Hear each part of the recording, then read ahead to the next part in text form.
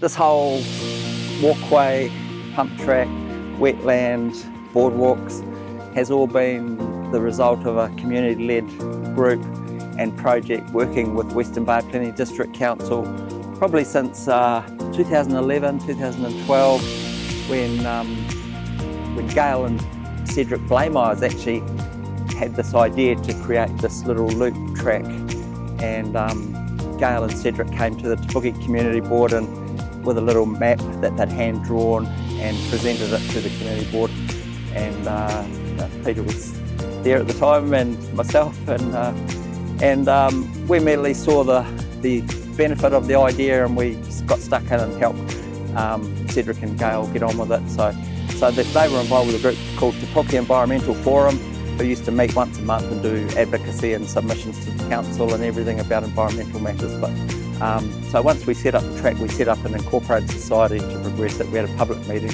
We got people along to come and help with the planning and everything. So there was a lot of permissions required. You've got Western Bay, you've got Regional Council, you've got Kiwi Rail, you've got NZTA at the time was a big one because the state highway used to go through Te Puke. But anyway, we got all the planning in place and we built the track with funding from all sorts of different sources originally. Walking Access Commission was the first one.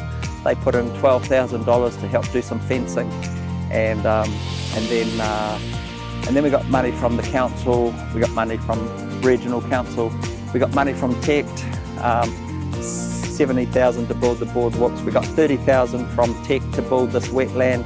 That was probably the catalyst to get this one over the line, but also support from Regional Council and Western Bay Planning District Council with their staff resource, and also a bit of reserve funding as well. So, and other groups like Te Maru or Kaituna River Authority, who are their purpose is to look after the Kaituna River, and this is one of the tributaries for the Kaituna.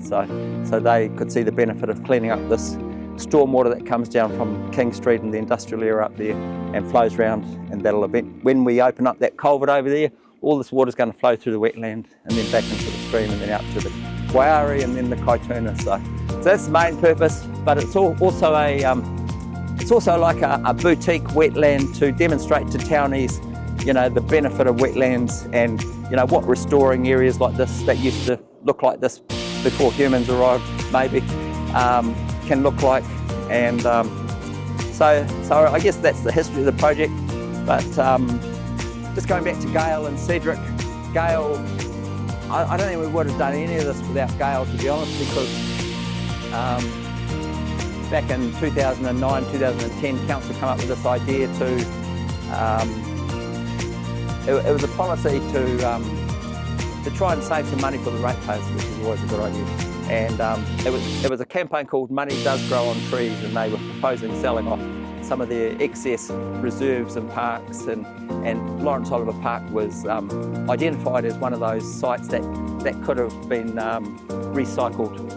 Let's call it Chris Bishop's latest term as asset recycling. But so Gail and Cedric got stuck in and organised the locals and put submissions into the council and said, no, that shouldn't happen. We could develop a nice wetland down here. We can do all sorts of things. So really, it's all down to Gail, and she hasn't been too good at health lately. But I did speak to her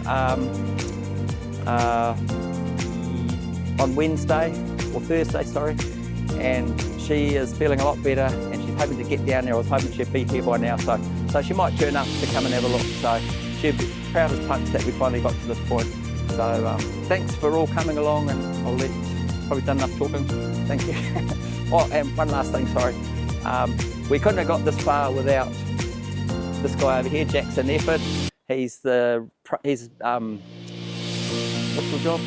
Asset manager, land and water for regional council, and when we presented the case for this at Te Maru or Kaituna River Authority, Tim DeMonchi, his boss, said, oh, that's a really good idea. I think I can help you guys. Jackson project managed the whole thing. He organised the design from a consultant.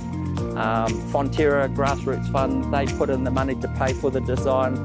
So this is not just a drain on your rates, it's actually been a community-led, and funding has been from all different sources. So when people say, you know, council shouldn't be wasting money on things like this, you know, it's not just council that's putting the money into this. So Jackson, he's the guru.